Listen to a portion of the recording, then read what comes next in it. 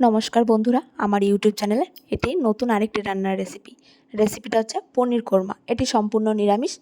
তোমাদের ভালো লাগলে তোমরাও বাড়িতে এইভাবে বানাতে পারো। তো আমি কীভাবে বানিয়েছি চলো শুরু করি। প্রথমে আমি দুটো টমেটো কেটে নিচ্ছি,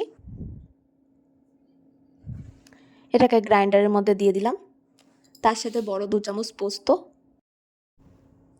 কিছুটা কাজু বাদাম এবং হাফ ইঞ্চ আদা দিয়ে দিয়েছি।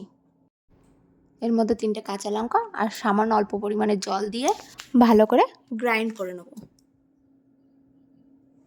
আমি এখানে 250 গ্রাম পনির নিয়েছি, এটাকে ছোট ছোট কিউব করে কেটে নেব। এদিকে একটা প্যানে কিছুটা সাদা তেল দিয়ে পনিরগুলোকে আমি হালকা ব্রাউন করে ভেজে নেব।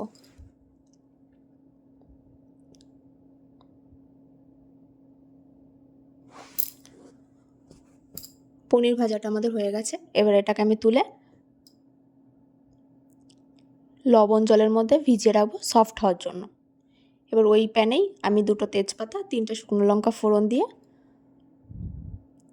আগে থেকে করে রাখা পেস্টটা দিয়ে দিলাম। এবার এই পুরো মশলাটাকে ভালো করে কষাতে থাকবো আমি।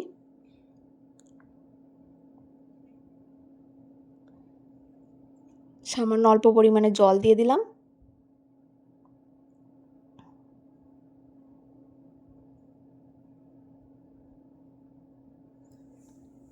যতক্ষণ না এটা থেকে তেল ছাড়ছে ভালো করেই কষাতে থাকবো।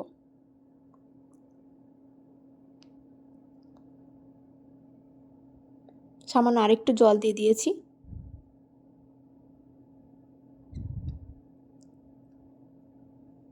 এবার আমি এটাকে ঢেকে রাখবো কিছু সময়ের জন্য। তোমরা দেখতেই পাচ্ছ মশলা থেকে হালকা হালকা তেল ছাড়া স্টার্ট করে দিয়েছে। আবার কিছুক্ষণ এটাকে ভালো করে নাড়তে থাকবো। মশলাটা আমাদের প্রায় শুকিয়েই এসেছে আর ভালোভাবে তেলও ছেড়েছে। এবার এর মধ্যে আমরা 250 ml আগে থেকে গরম করে রাখা দুধ দিয়ে দেব।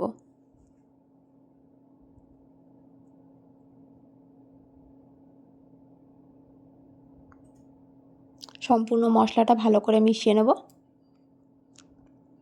তোমরা চেষ্টা করবে মিডিয়াম ফ্লেমে রান্নাটা করার। আমি এখানে স্বাদমতো লবণও দিয়ে দিয়েছি।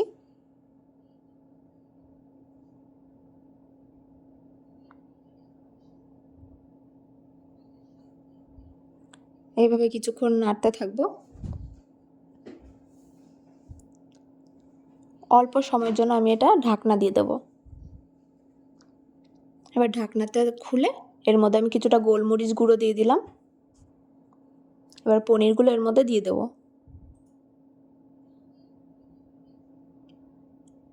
আবার এটাকে আমি ভালো করে কিছুক্ষণ নাড়তে থাকবো। আবার অল্প সময়ের জন্য ঢাকনা দিয়ে দেব। আমাদের গ্রেভি অনেকটা হয়ে এসেছে। এবার এর মধ্যে কিছুটা গরম মশলা গুঁড়ো আর ধনেপাতা দিয়ে রান্নাটা শেষ করলাম। রান্নাটা কেমন হয়েছে অবশ্যই জানাবে এবং ভিডিওটি ভালো লাগলে অবশ্যই লাইক ও সাবস্ক্রাইবও করে দেবে। ধন্যবাদ।